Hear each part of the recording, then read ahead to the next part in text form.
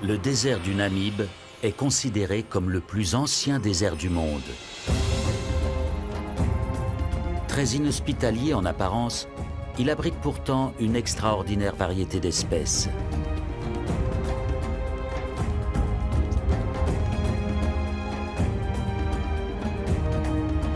Avec seulement 20 mm de précipitations par an, et bien que bordé par l'océan Atlantique, le désert du Namib est d'une aridité extrême.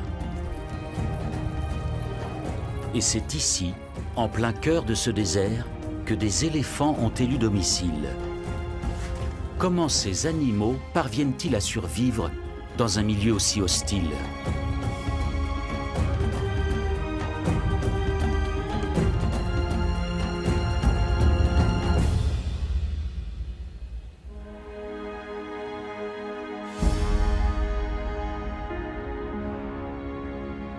La Namibie se trouve dans le sud-est de l'Afrique. Sur environ 2000 km le long de son littoral s'étend le désert du Namib. Dans sa partie nord, le désert présente des vallées parcourues par des rivières éphémères. Parmi elles, la vallée de l'Ohanib. Le lit de la rivière traverse le désert sur 300 km avant d'atteindre l'océan.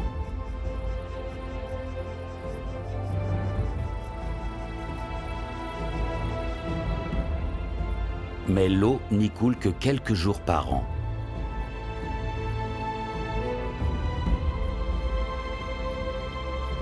Seuls des arbres aux racines profondes tels que ces Federbia des oasis résistent à une telle sécheresse.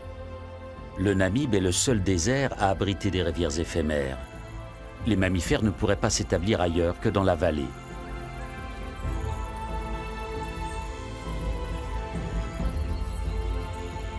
Et les éléphants du désert sont ici chez eux.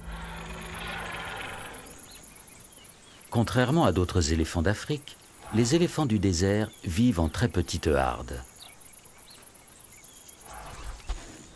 Extrêmement rares, ces pachydermes au mode de vie très atypique sont suivis de près par des chercheurs qui ont attribué un prénom à chacun d'entre eux.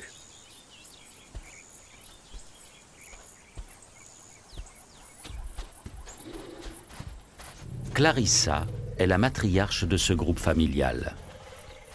Les autres membres ne la quittent pas d'un pas, car elle est la seule à savoir comment survivre dans ce milieu inhospitalier.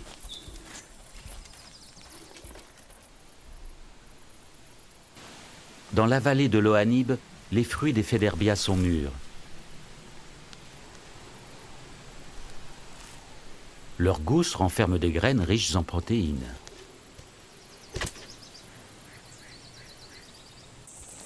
Clarissa connaît leurs vertus nutritives depuis son enfance.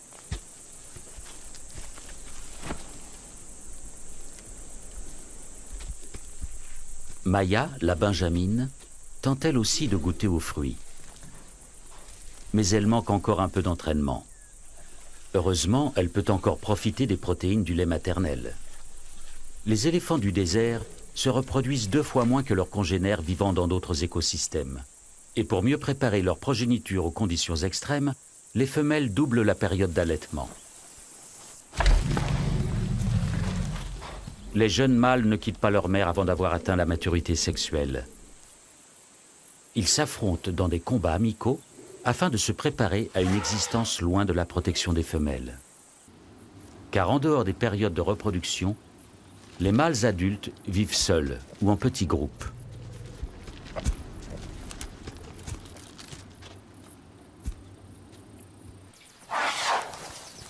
Yapi est le plus habile des jeunes mâles. Il atteint de hautes branches sous le regard envieux de son frère cadet.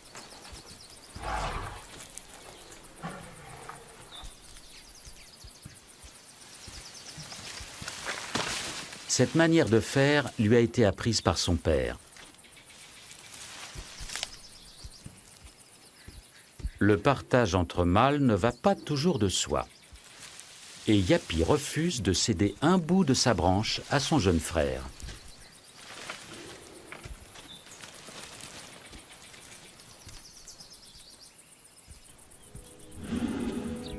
Leur père, One Tusk, va sur ses 60 ans. Son signe caractéristique, c'est l'absence de défense droite. Il l'a perdue dans un combat avec un autre éléphant. Pendant de longues années, il est resté le maître incontesté de la vallée de l'Ohanib. Aujourd'hui, il mène une vie solitaire. Un éléphant du désert en bonne santé parcourt jusqu'à 10 000 km par an à la recherche de nourriture. La large plante de ses pieds lui évite de s'enfoncer dans le sable. Mais les jambes de One Tusk ne le portent plus sur de telles distances. Le vieux mâle est déjà sous haute surveillance. Un couple de chacals de la vallée est à l'affût. Les chacals ne se limitent pas aux petits gabarits et c'est bien volontiers qu'ils feraient honneur au cadavre du colosse.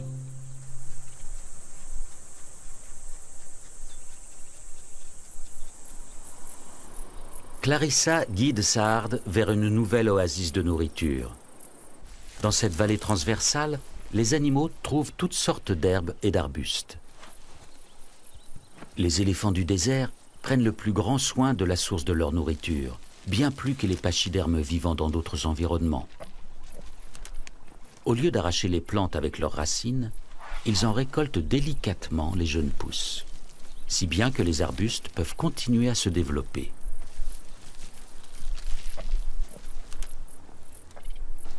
Adaptation au milieu oblige, les éléphants du désert sont aussi d'habiles grimpeurs.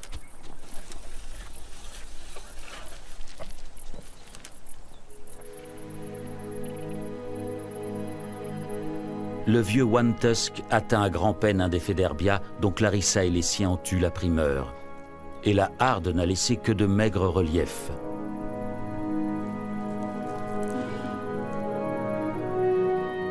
Pas la moindre petite graine à se mettre sous la dent.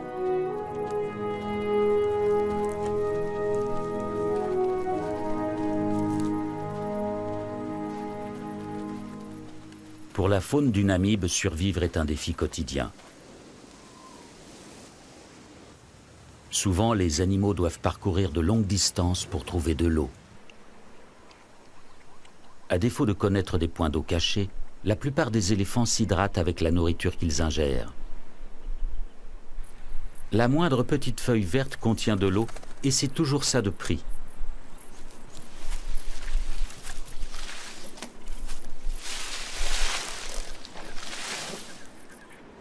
Au-delà du lit des rivières éphémères, la flore est quasi inexistante. La faune n'y est composée que de grands spécialistes du milieu extrême. Ce ténébrion de la taille d'un ongle est un de ces spécialistes.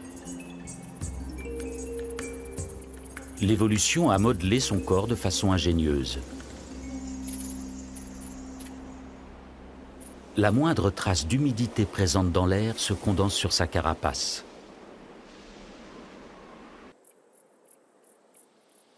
Les gouttelettes qui se forment petit à petit n'ont ensuite plus qu'à glisser vers sa bouche.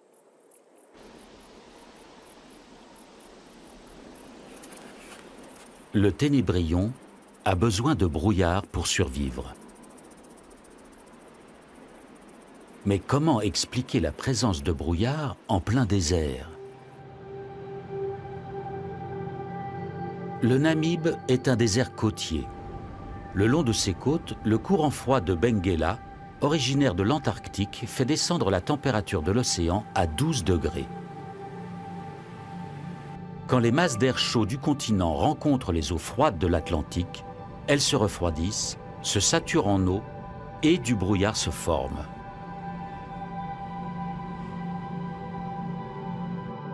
Grâce à ce phénomène, le littoral de la Namibie est embrumé environ 200 jours par an. Parfois, le brouillard s'étire vers l'intérieur des terres sur des centaines de kilomètres et atteint les vallées des rivières éphémères.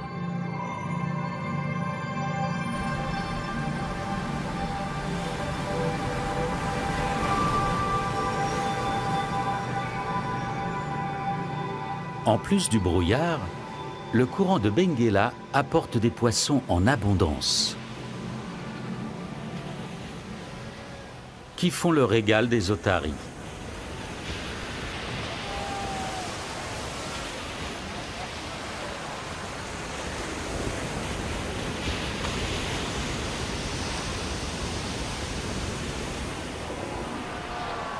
Leur immense colonie compte jusqu'à 100 000 individus.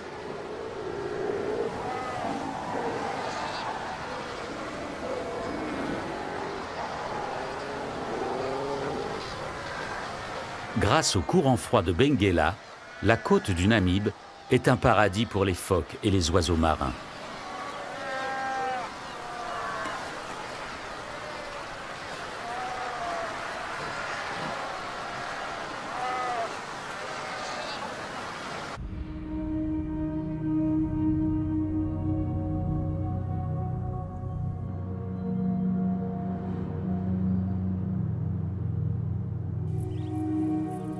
Dans la vallée de l'Ohanib, les grands mammifères profitent aussi des bienfaits du brouillard.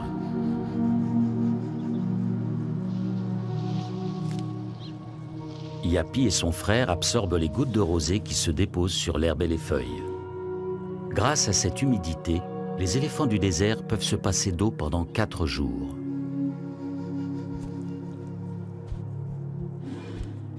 Pour l'instant, les 2 mâles vivent en solitaire, mais ce n'est plus pour très longtemps.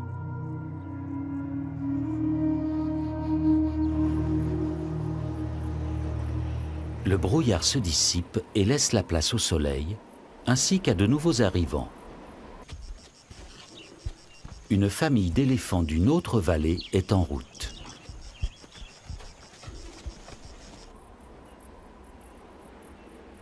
Ces animaux répondent à l'appel de leurs congénères. Les sons leur parviennent à travers la plante des pieds. Les éléphants du désert ne se regroupent qu'à de très rares occasions entre individus de différentes familles. Et jamais en dehors de la saison des amours, qui ne dure que quelques semaines. Ils sont de plus en plus nombreux à se joindre à la harde de Clarissa. Certains expriment leur joie des retrouvailles après plusieurs années de séparation.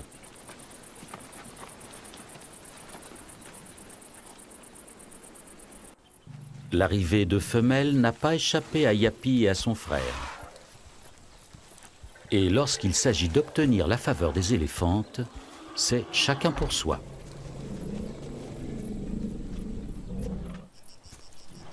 Quant au vieux One Tusk, il laisse les combats aux jeunes.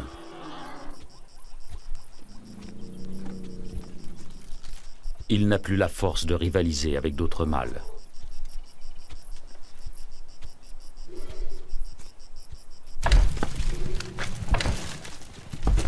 Ses fils et petits-fils s'adonnent pleinement à l'effervescence des amours. Leur objectif est de féconder les éléphantes et d'empêcher tout concurrent de les approcher.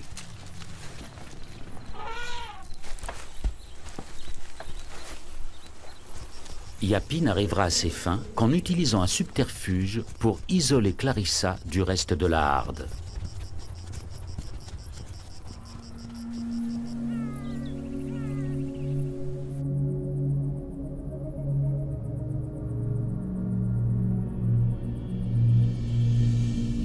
La nuit venue, la plupart des occupants de la vallée se reposent, tandis que les animaux nocturnes commencent à s'activer. Le gecko du Namibe chasse uniquement la nuit. Il se nourrit de grillons et d'araignées.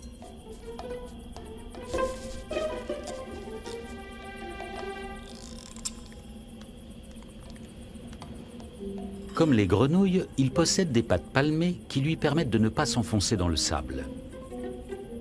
Il parcourt ainsi les dunes en effleurant à peine le sol.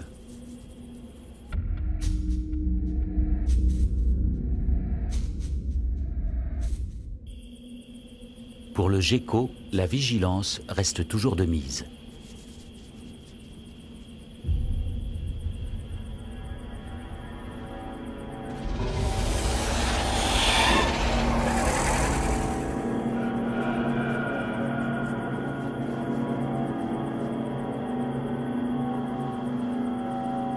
La vipère du désert du Namibe n'a pas la vie facile, tout comme les éléphants, le ténébrion ou le gecko.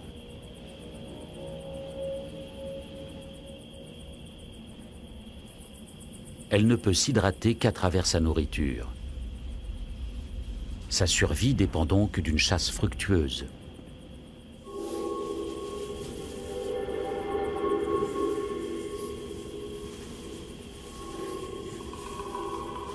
Lorsqu'elle repère un terrain propice, elle s'enfonce dans le sable et guette ses proies.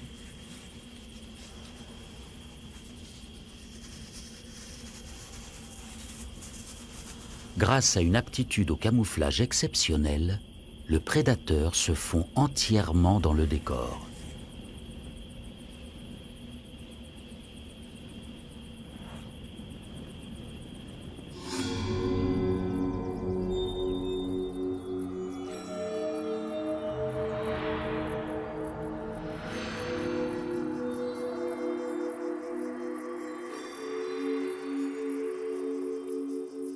Le soleil est dangereux pour le gecko qui doit s'en protéger s'il ne veut pas mourir déshydraté. Une fois de plus, ses pattes palmées lui rendent un fier service. En un rien de temps, il creuse des galeries souterraines impressionnantes.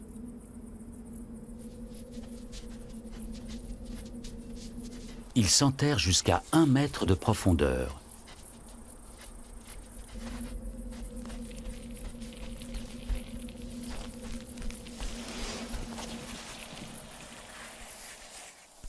Ici, la chaleur est plus supportable.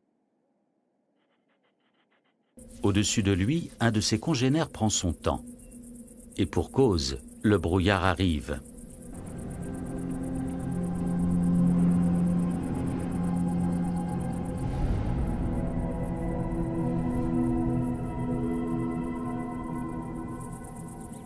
La condensation forme des gouttelettes à la surface de ses grands yeux.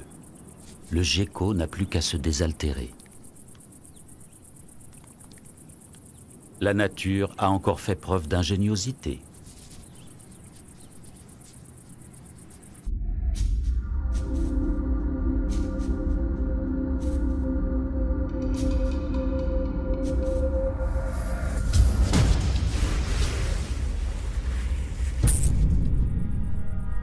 La patience a porté ses fruits. La vipère peut à présent festoyer et surtout se désaltérer.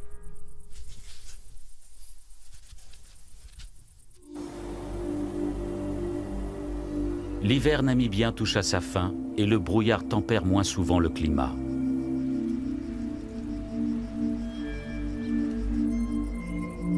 Une chaleur accablante pèse maintenant sur la vallée de l'Ohanib. Clarissa et sa famille supportent tant bien que mal les 40 degrés à l'ombre.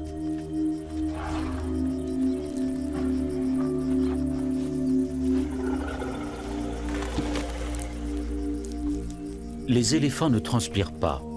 Pour évacuer la chaleur de leur corps, ils bougent leurs oreilles. Mais par ces températures extrêmes, les animaux semblent ne même plus avoir la force de se ventiler. Pour les plus jeunes, la chaleur peut représenter un danger mortel. Maya paraît exténuée.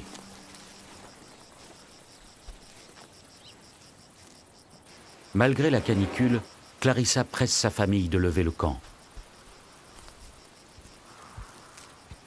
Les éléphants du désert broutent environ 20 heures par jour et absorbent près de 200 kilos de végétaux. Pour se nourrir, les animaux doivent donc se déplacer constamment.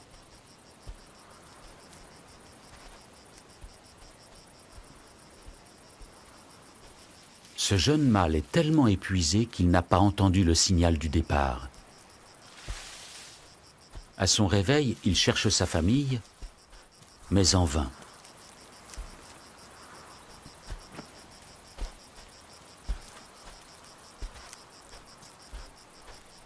Toute la harde a disparu.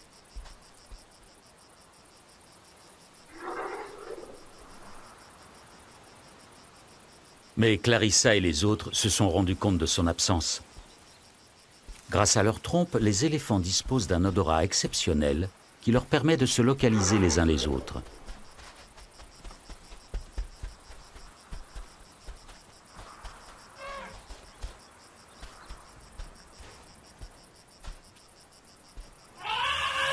Finalement, c'est la jeune Maya qui donne l'indication décisive au mâle égaré. Il sait maintenant quelle direction prendre.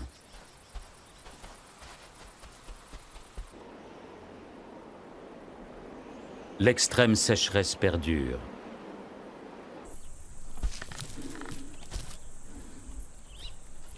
Clarissa et sa famille doivent se contenter d'un arbre mort pour toute nourriture. Dans le désert, un arbre de cette taille ne se décompose qu'au bout de nombreuses années. Les éléphants sont les seuls à pouvoir le rendre comestible pour les autres animaux. Les pachydermes n'assimilent en effet que 60% de ce qu'ils mangent et éliminent le reste. Ils répandent ainsi les graines des arbres avec leurs excréments. Certains animaux, comme les pintades de Numidie, se nourrissent essentiellement des résidus non digérés par les éléphants. Même les babouins de la vallée se rabattent sur les déjections des grands mammifères, faute de mieux.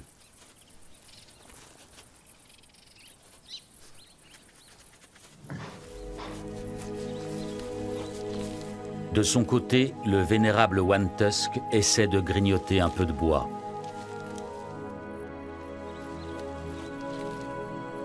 Les molaires d'un éléphant repoussent 6 fois au cours de sa vie. Mais les dernières dents de One Tusk sont trop usées pour venir à bout du bois dur et sec de cet arbre.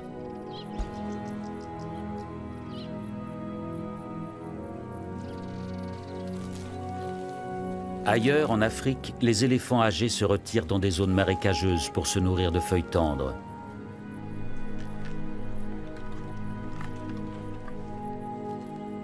Mais dans le désert, One Tusk n'a pas cette chance. La harde de Clarissa est aussi menacée. Toujours à la recherche d'eau et de nourriture, elle se voit contrainte de quitter la vallée. D'autres familles d'éléphants se joignent à elle.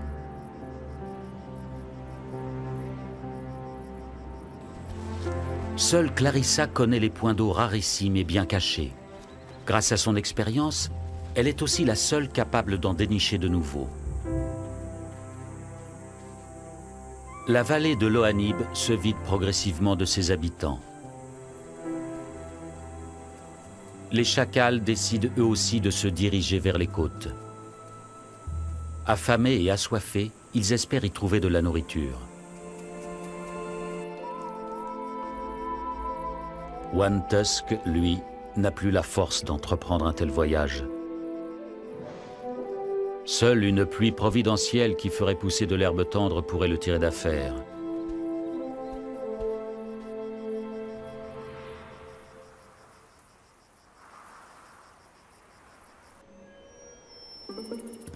Le ténébrion a faim lui aussi et aimerait trouver quelque chose à se mettre sous la dent. À la différence de la plupart des animaux du désert, il n'attend pas les jeunes pousses vertes, mais se contente de restes de végétaux. Il compte sur le vent qui souffle en permanence sur le désert et y dépose des feuilles mortes dans le creux des petites vallées entre les dunes. Le plus souvent, il doit se contenter de quelques brins d'herbe. Mais parfois, le vent accumule un petit tas de végétaux divers. Même desséchées, ces plantes contiennent des substances nutritives importantes.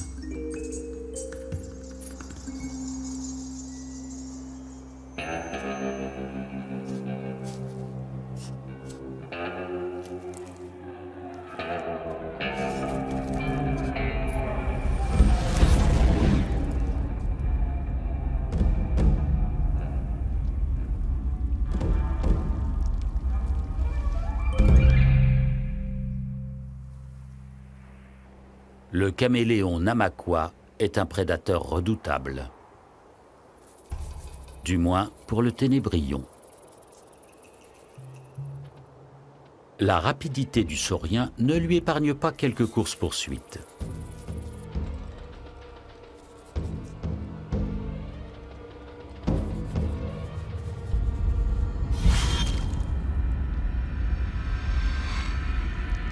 Ils chassent les insectes pour les protéines et l'eau contenue dans leur organisme.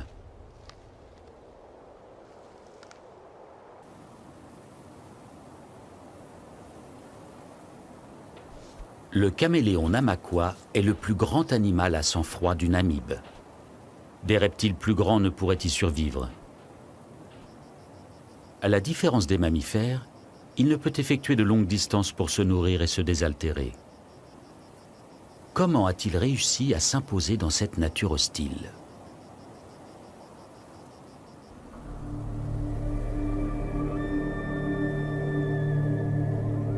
Il faut regarder en direction de la vallée du Dead Vley pour avoir la réponse. Autrefois, elle abritait une rivière comparable à celle de l'Ohanib. En remontant le cours d'eau, des animaux se sont aventurés parfois très loin à l'intérieur du désert. Puis, il y a plusieurs siècles de cela, des dunes ont progressivement recouvert le lit de la rivière et fait barrage à l'arrivée d'eau. Mais la lenteur de ce phénomène a permis aux animaux de s'adapter au changement. Et c'est ainsi que le caméléon Namaqua s'est installé et a survécu en plein désert. Quelques acacias morts sont les seuls témoins de cette époque lointaine où la végétation était abondante. Certains arbres sont là depuis plus de 500 ans. Beaucoup plus de temps qu'il n'en a fallu aux mammifères pour s'adapter à ce milieu.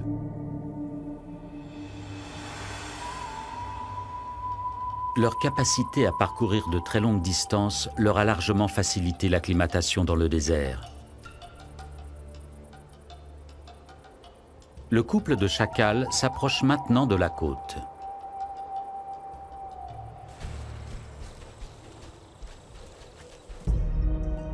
Pendant ce temps, Clarissa cherche toujours de l'eau. La petite Maya faiblit à vue d'œil.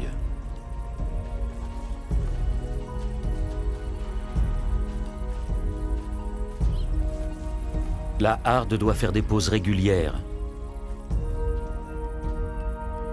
Les animaux arrivent tous à bout de force. Clarissa n'a presque plus de lait pour sa fille.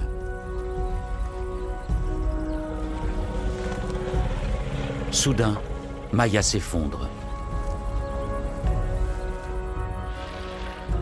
Mais Clarissa l'incite aussitôt à se relever. Il faut continuer à marcher.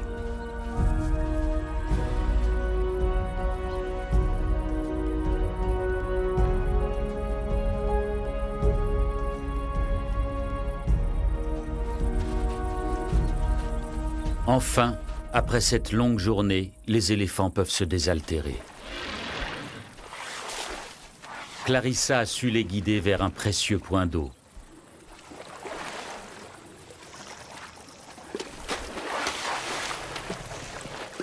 Les éléphants du désert ne boivent jamais plus de 100 litres par jour. Une manière de préserver les réserves d'eau du désert.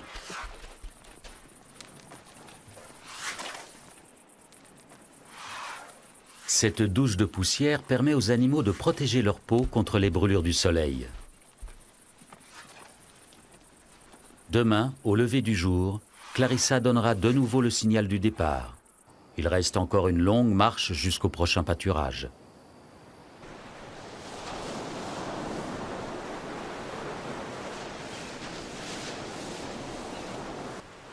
Le couple de chacals vient d'atteindre la côte et se dirige maintenant vers le sud.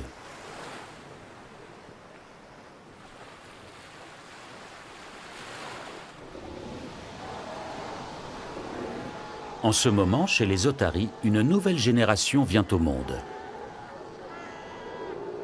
Comme la plupart des femelles, cette jeune mère est sur le point de mettre bas.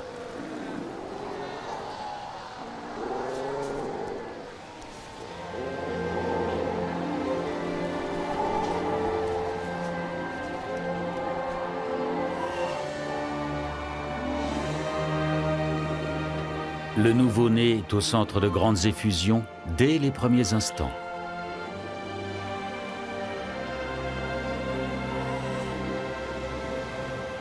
La voix et l'odeur de chaque animal sont aussi uniques que les empreintes digitales chez l'homme. Grâce à ce rituel de naissance, la mère et son petit pourront dorénavant se retrouver et se reconnaître à tout moment.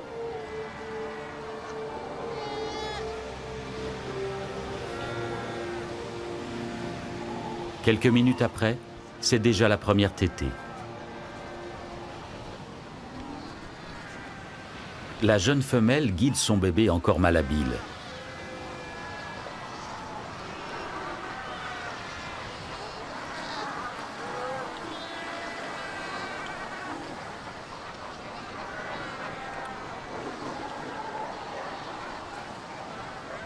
Le même scénario se répète pour des dizaines de milliers d'autres mères otaries.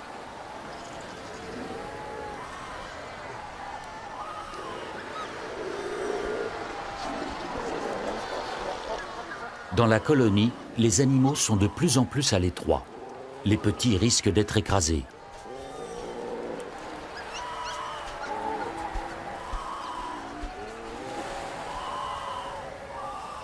Afin de les protéger, les adultes mettent en place de véritables crèches. La jeune mère vient elle aussi y déposer son petit.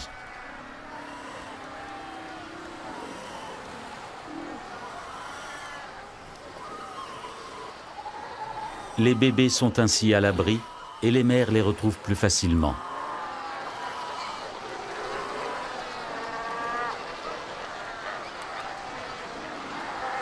Elles doivent chasser quotidiennement pour se nourrir et donner à leurs petits un lait nutritif.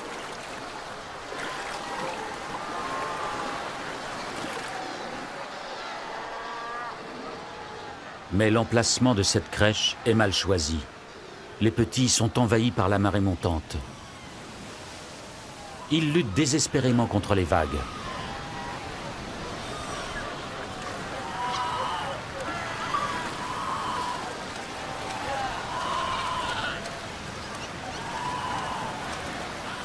En vain, la mer emporte la plupart d'entre eux.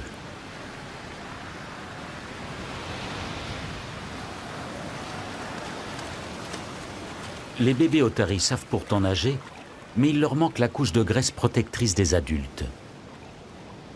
À peine née, cette petite otarie lutte de toutes ses forces pour sa survie. Bien d'autres perdront ce combat.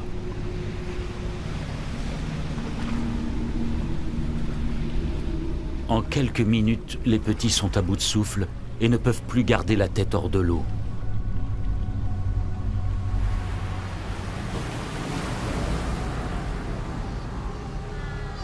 Celui-ci est encore en vie. Avec une volonté de fer, il nage vers le rivage.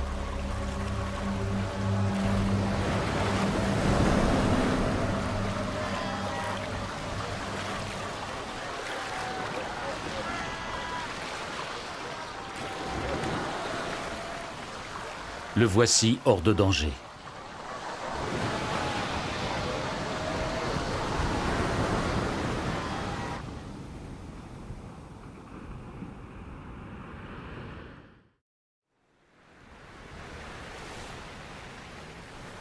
Un jour nouveau se lève sur le théâtre du drame. Les vagues ont déposé les cadavres des bébés otaries sur la côte.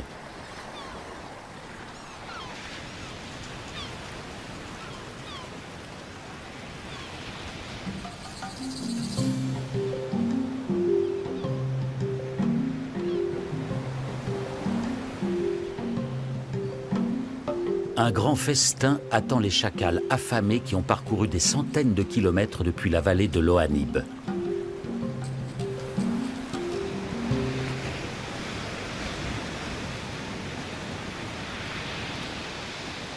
La colonie d'otaries est devenue leur unique source de nourriture. Les chacals ne sont pas exigeants et consomment essentiellement des charognes.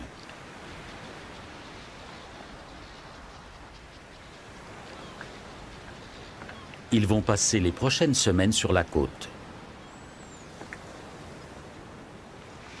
Lorsque les petites otaries seront devenues des nageurs plus chevronnés et endurants, la colonie offrira moins de nourriture aux chacals. Ils retourneront alors dans la vallée de l'Ohanib.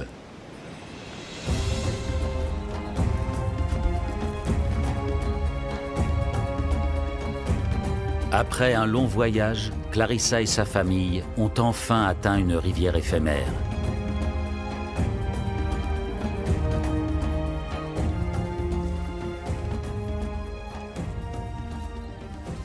La matriarche savait d'instinct qu'ici, la végétation serait plus abondante, même en période de sécheresse.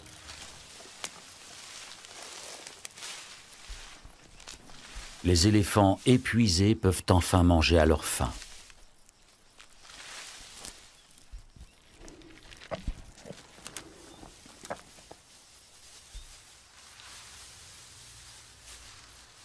Le ventre bien rempli, Maya plonge dans un sommeil réparateur.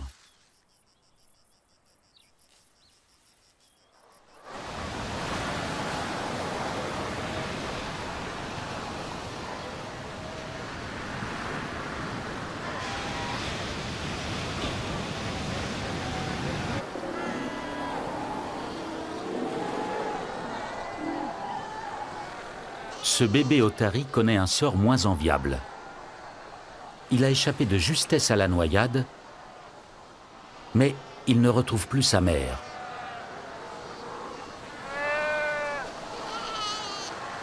Elle n'est toujours pas rentrée de la chasse.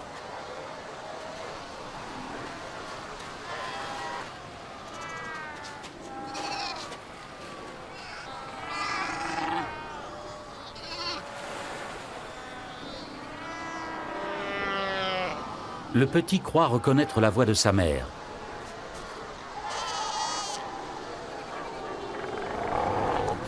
Mais non, il n'est pas le bienvenu auprès de cette femelle.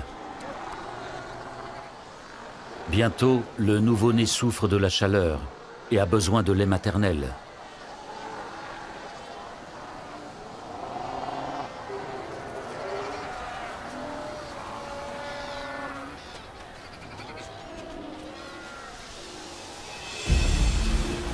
À la mi-journée, la voici enfin de retour.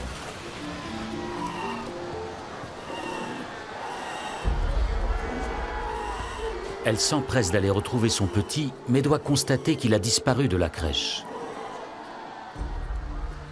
De son côté, le bébé égaré continue de l'appeler et de la chercher.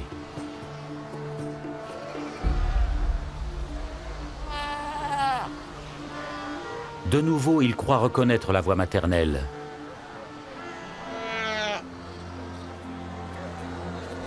Est-ce bien elle cette fois-ci ?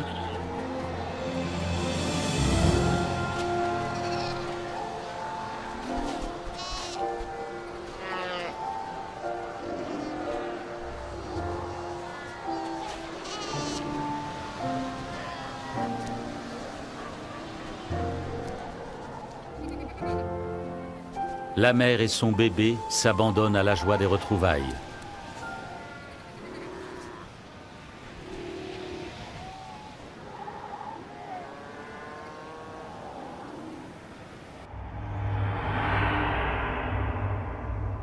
Un vent puissant se lève sur les côtes et souffle sur le désert. Il crée des tempêtes de sable sur son passage.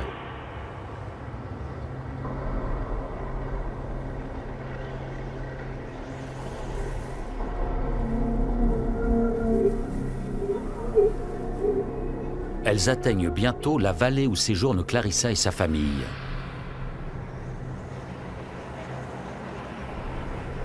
Les tempêtes de sable annoncent l'arrivée de fortes pluies.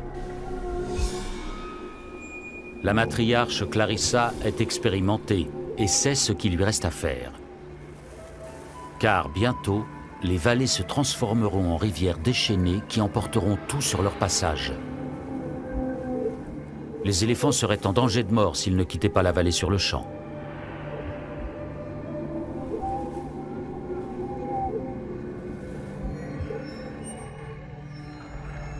Le lendemain, la rivière surgit en plein désert.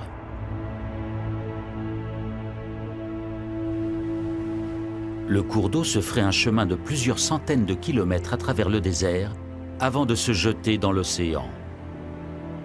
Les rivières éphémères n'atteignent la côte qu'une fois tous les 10 ans en moyenne.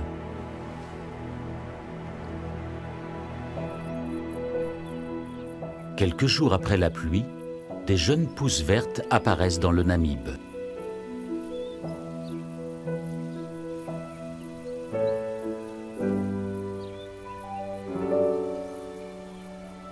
La vallée de l'Ohanib revit elle aussi, et les premiers habitants sont de retour de leur exil. Certains n'ont pas survécu à la sécheresse. Le vieux One Tusk est mort de faim avant l'arrivée de la pluie. Les chacals découvrent son cadavre à l'entrée de la vallée.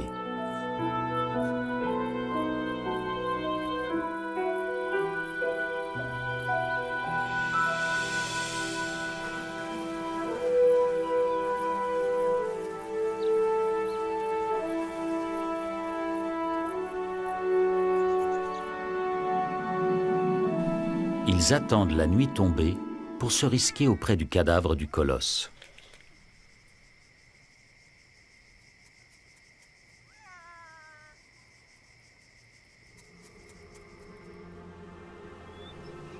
Le lendemain, des cris familiers retentissent dans la vallée.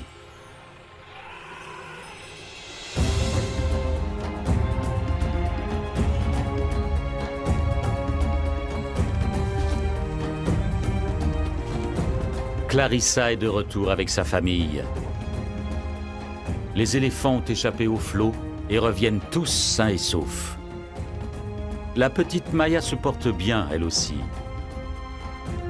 Enfin, la harde aperçoit la vallée de l'Ohanib verdoyante.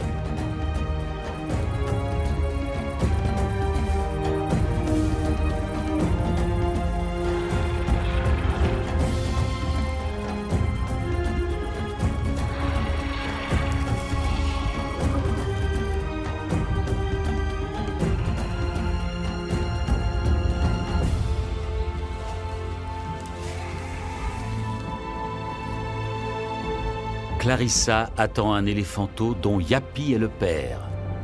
La nouvelle génération héritera elle aussi de la force et de l'expérience du vénérable One Tusk.